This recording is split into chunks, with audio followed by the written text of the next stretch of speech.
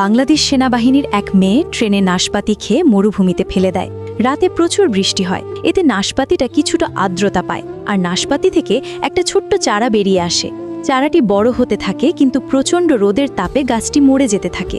তখন সেনাবাহিনী মেয়েটি রাস্তা দিয়ে যাওয়ার সময় গাছটিতে পানি ঢেলে যায়, আর এভাবে কয়েক মাসেই গাছটি সুন্দর বড় নাশপাতি গাছ হয়ে যায়। যখন বাংলাদেশ সেনাবাহিনীর মেয়েটি ছুটিতে বাড়ি যাওয়ার সময় গাছটি দেখতে পায়, তখন অনেক খুশি হয়। সে গাছ থেকে একটা নাশপাতি ছিঁড়ে খায় আর কিছু নাশপাতি নিয়ে ট্রেনের যাত্রীদের মাঝে বিলিয়ে দেয়। কিন্তু তবুও কেউ বাংলাদেশ সেনাবাহিনী মেয়েটির জন্য সাবস্ক্রাইব করল না। বাংলাদেশ সেনাবাহিনীর এক মেয়ে ট্রেনে নাশপাতি খেয়ে মরুভূমিতে ফেলে দেয়। রাতে প্রচুর বৃষ্টি হয়, এতে নাশপাতিটা কিছুটা আর্দ্রতা পায় আর নাশপাতি থেকে একটা ছোট্ট চারা বেরিয়ে আসে। চারাটি বড় হতে থাকে, কিন্তু প্রচণ্ড রোদের তাপে গাছটি মরে যেতে থাকে।